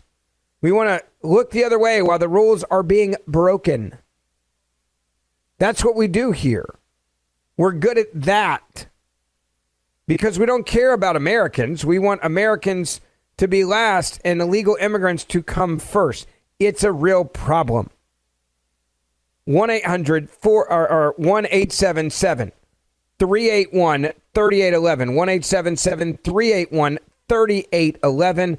Let's get some of your phone calls in here and see what you think about all of this. Let me go to Ronnie. Welcome. You are on the Mark Levin Show. Ben Ferguson with you. Nice to have you with us. Hi. How you doing, Ben? Good, sir. How are you? We've talked for 2 hours, so what I was originally going to talk about, I'm going to change.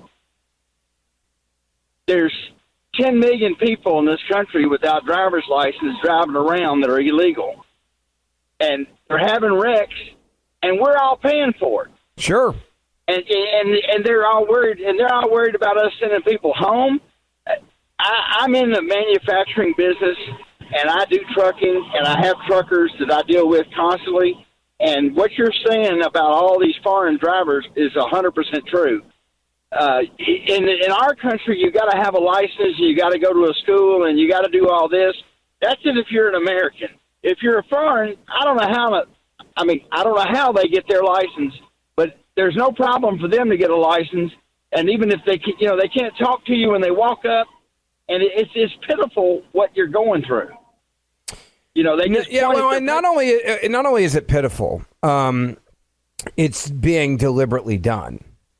And that's one of the frustrating aspects of this. Like, it is deliberately been done by the left to undermine American workers, to put American lives at risk, because they were like, we got to open up jobs for illegal immigrants and those that can't speak English. And they said, what great way to do it than undermine American workers, American families, truck driving families, and let's just have people that can't even read the damn signs on the roadways. What could go wrong? Well, people die.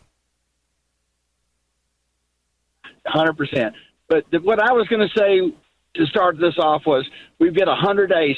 Being the first time in 10 years, we have somebody actually doing something about all the crime and the illegals and all the craziness. It's been 10 or 15 years since we've had anybody do anything. Now, we can get together and we can talk about it and we can stand up there, oh, we got to do something. But he's the first president, and since Reagan, which you're not even old enough to remember, who's doing something. It's amazing, the difference.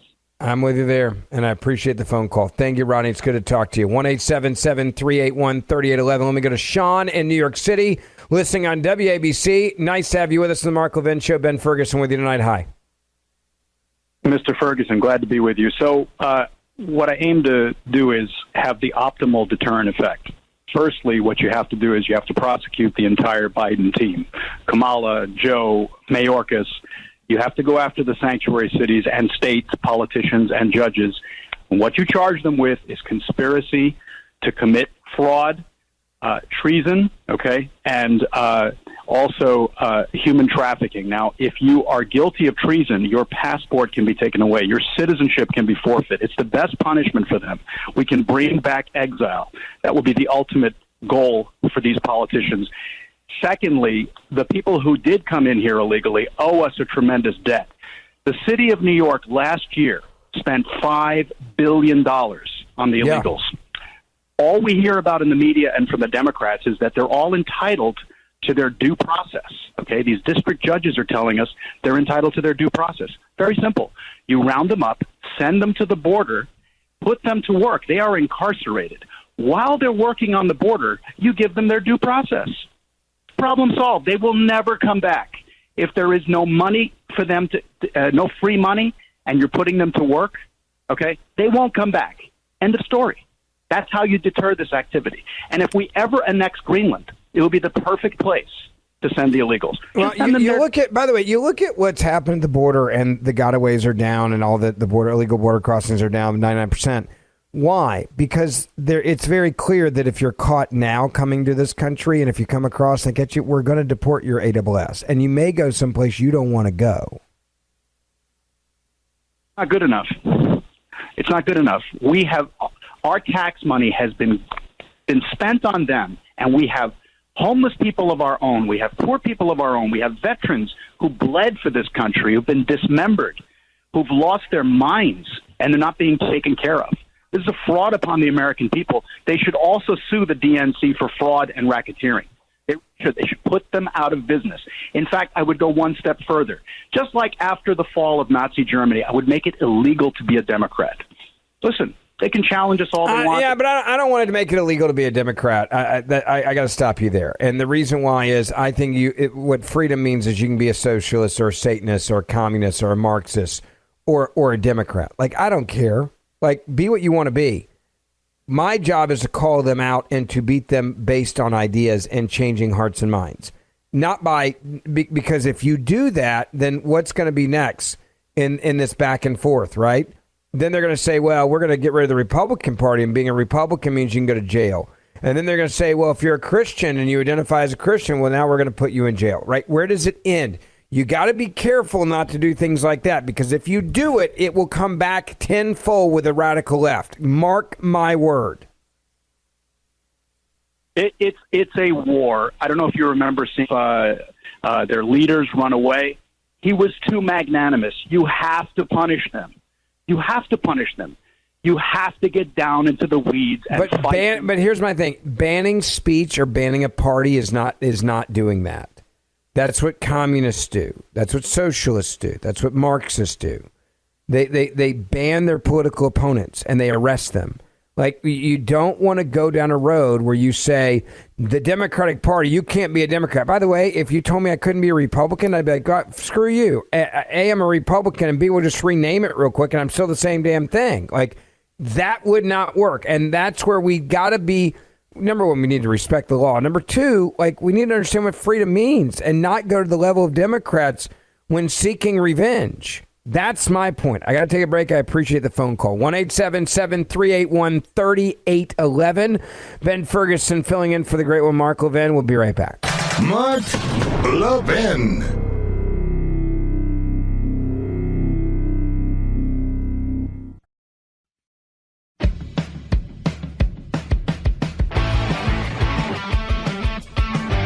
All right, welcome back. It is the Mark Levin Show. Ben Ferguson with you. All right, I want all of you real quick to go look at something that I just posted. All right, I posted it up on X. Mr. Producer, you're going to retweet it. So if you follow Mr. Producer, it's retweeted. It's official. And I want to talk about this issue. Now, there is a fake controversy right now over Donald Trump wearing a blue suit.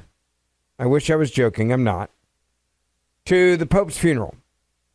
And there's a picture that was taken that was put out there, and Fortune, for example, had said the Vatican asked Pope Francis funeral attendees to wear all black. Trump wore a blue suit, and they turned into like this big thing. Now, the way they cut the picture, it shows Donald Trump with 1, 2, 3, 4, 5, 6, 7 people around him in black. And I want you to look at that picture, and then we put out the actual picture, the real picture. You tell me if Joe Biden, 3 rows back, is wearing a blue suit or a black suit. And this is, again, what we're up against. Go look at it right now. If you're on X, at Ben Ferguson Show, okay?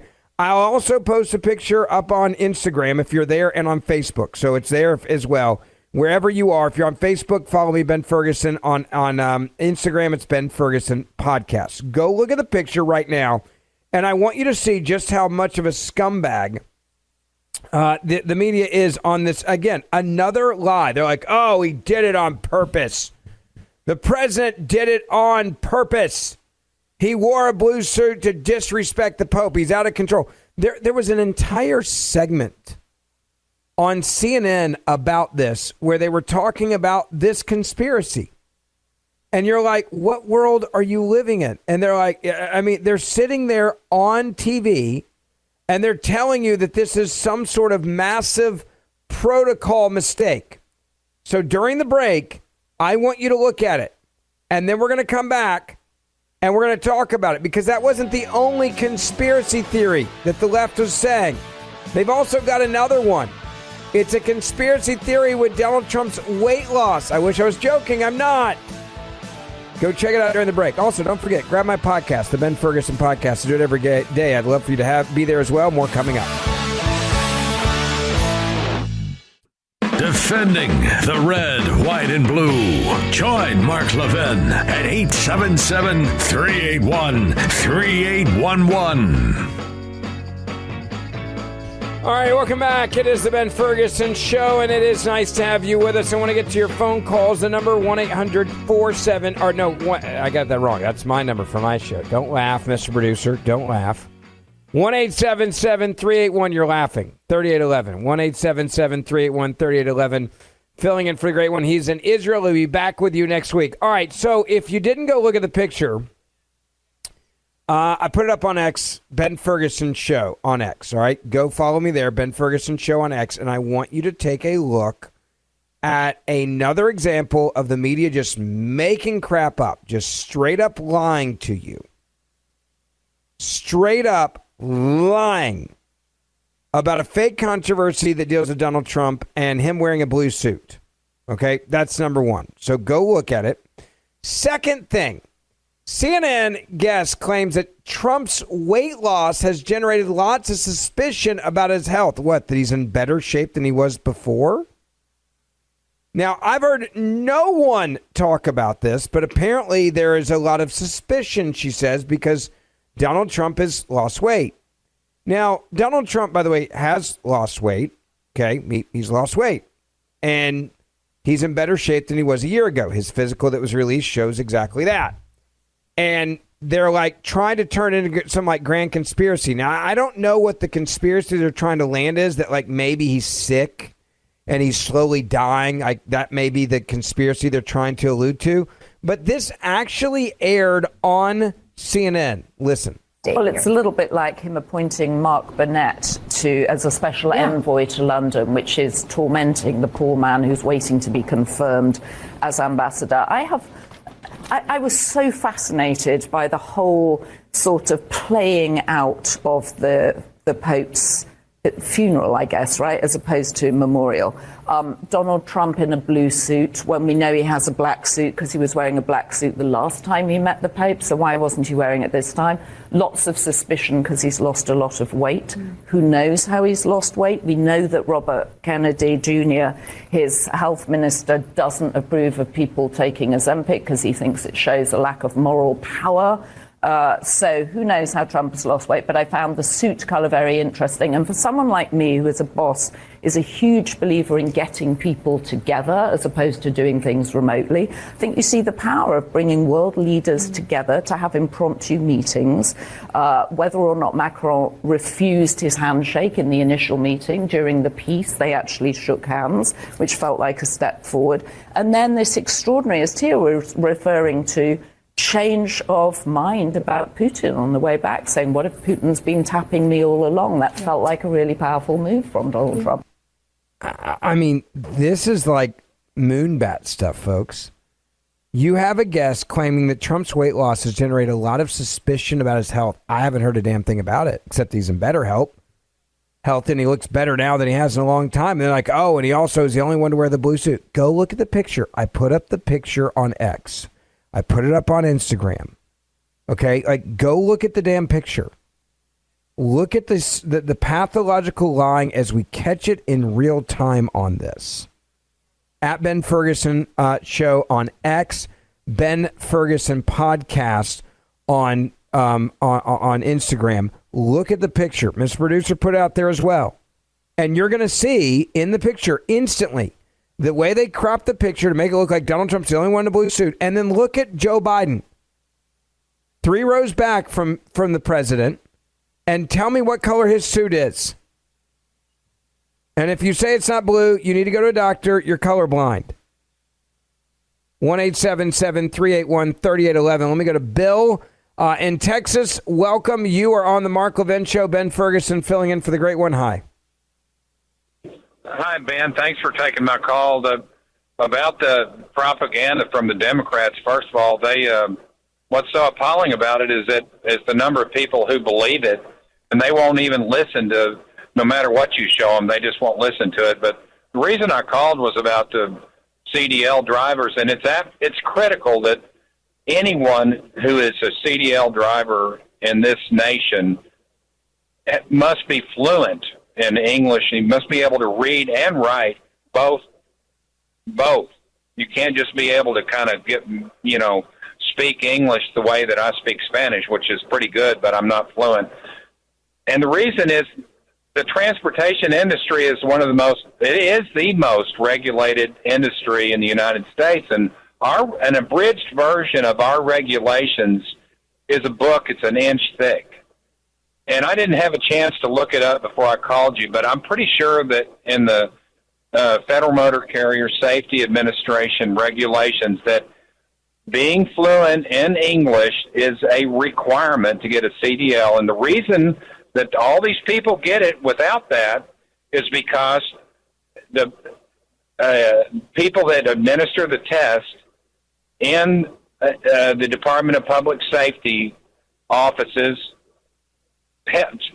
give them the answers. They cheat. They give them the answers to it, and so of course they don't have to speak English to pass the test because they give them the answers literally.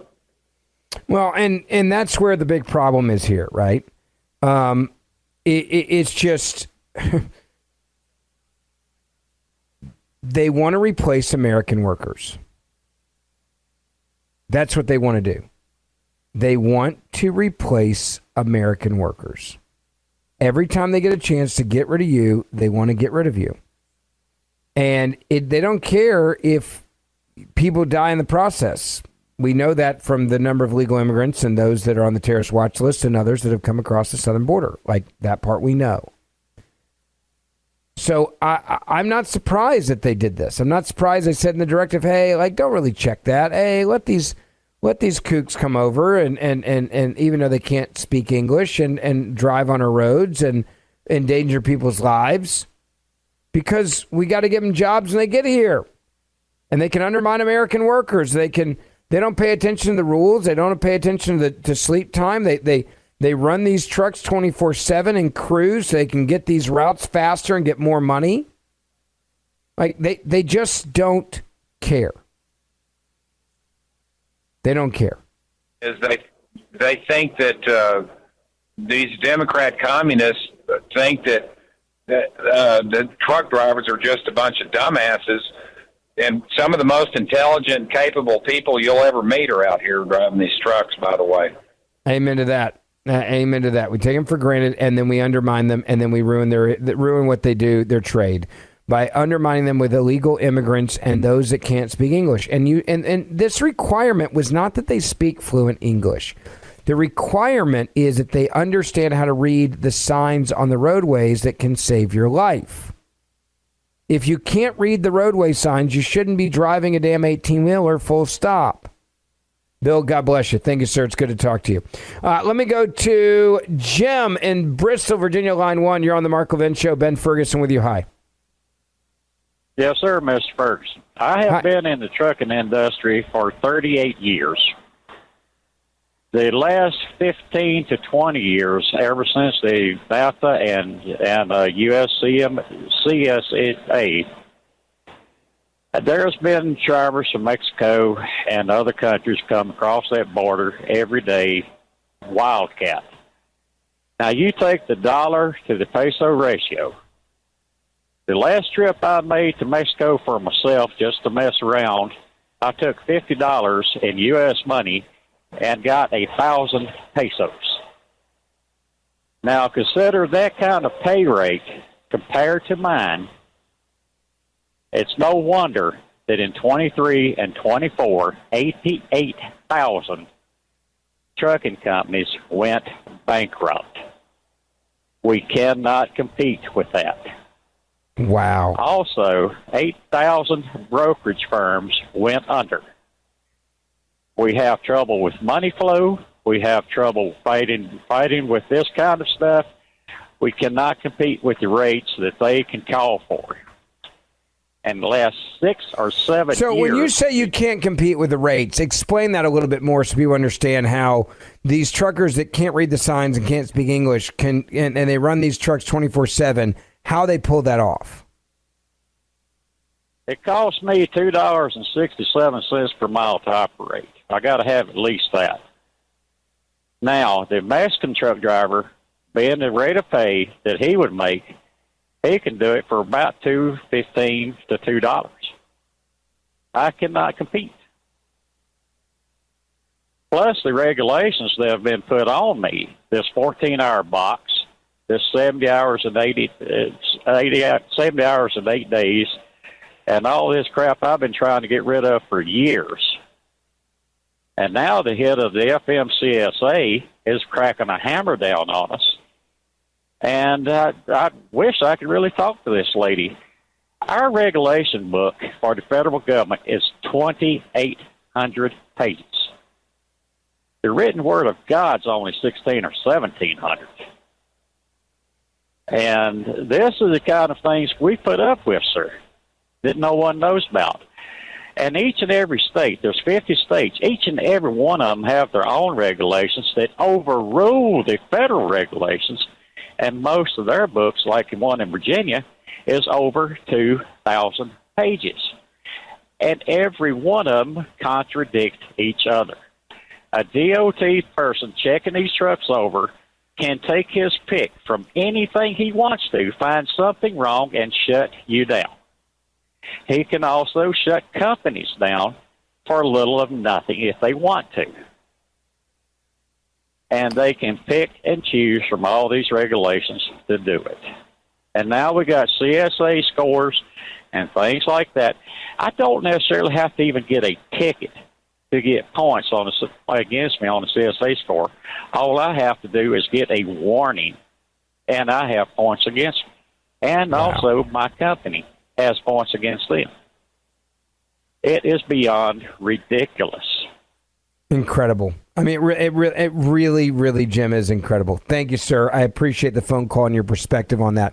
1-877-381-3811. Also, don't forget, if you like this, what I'm doing, filling in here, I'd love to keep up with you. I do 2 different podcasts that I think you'll like. One's called the 47 Morning Update. It's a short form, 10 to 12 minute podcast. Again, the 47 Morning Update. The 3 biggest stories each day coming out of the White House. I want you to not miss an episode. It's really fun. And also, you can grab my other podcast, the Ben Ferguson podcast, as well. I'd love to keep up with you there. Quick break. Much more coming up on the Mark Levin Show right after this. Mark Levin.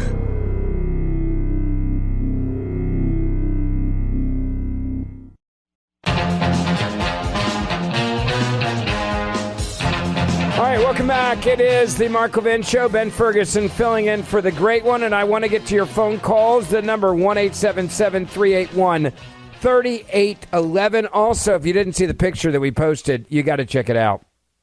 The fake controversy over Donald Trump and the blue suit. It's just incredible. It's the biggest load of crap ever. Go check it out. I put it up on X, at Ben Ferguson Show on X. Follow me there on Instagram. It's a little different, at Ben Ferguson Podcast. And just look at the picture. They're just straight up lying. Like lying through their teeth about this president, trying to do anything they can to undermine him. They're like, oh, he wore a blue suit to the funeral of the Pope, and no one else did. Yeah, a bunch of people did. You guys just cropped the picture to make it look like Trump was the only one, you scumbags. So take a look at it. You'll see it and expose it. Share it so everybody else sees it. All right, let me get to your phone calls. Let me go to Jesse, line 4 in Illinois. Welcome. You're on the Mark Levin Show. Ben Ferguson with you. Hi. Hey, Ben. This is Jesse. So I was just wanting to tell you that as an American citizen, my family's lived here since 1880. They're farmers, proud family, grew up in Iowa. But I'm trying to get a job pouring concrete, just got out of the joint, been in there for 13 years for a gun that wasn't mine.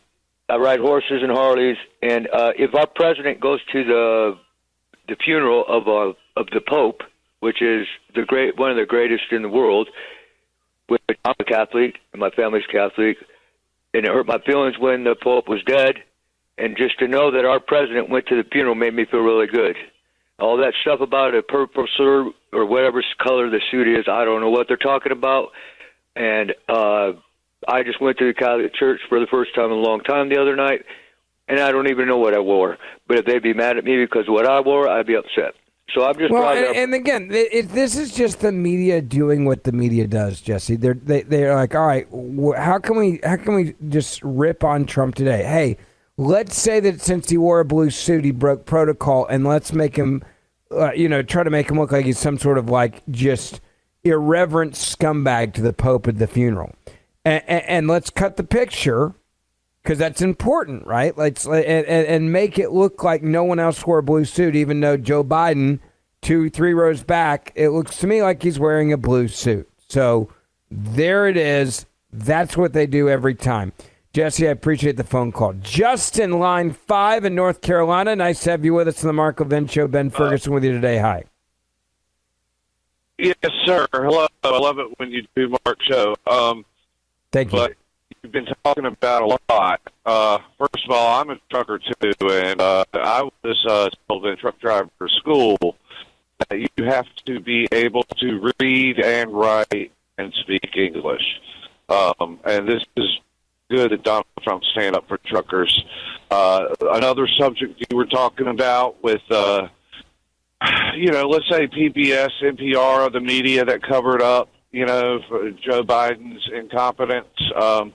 That's information control. And when the government and media work together, just like we know that they were funding Politico and routers, whatever it is, that's government and private business working together. That's a fascist operation to control information. But what I originally called about this illegal immigration, when they said, it's going to cost $88 billion to deport illegal aliens, nobody really does the math on what it costs this country. I mean, I have, and my brother, who's a mathematician, and for 10 million illegal aliens, it can cost this country $500 billion a year. It can cost us $250 billion just to educate their children that they bring and the children that are born here. Well, There's and the point you're going back million. to, it is pennies on the dollar to deport someone who's here illegally than it is to take care of them for their life in the United States of America. That's the real issue here. And if you don't understand that, I can't fix stupid. Like, there are certain points where I'm just like, I can't fix stupid. I don't know what else you want me to say. I cannot fix your incompetence when you can't do basic math. I just can't. Can't fix stupid, folks. Cannot fix it. All right, don't forget. Follow me on X, Ben Ferguson Show. Grab my podcast, please, Ben Ferguson Podcast, and especially the new one, the 47 Morning Update. 3 biggest stories coming out of the Trump White House I have for you every morning. God bless you guys. Thanks for joining us. See you back here in a couple of days.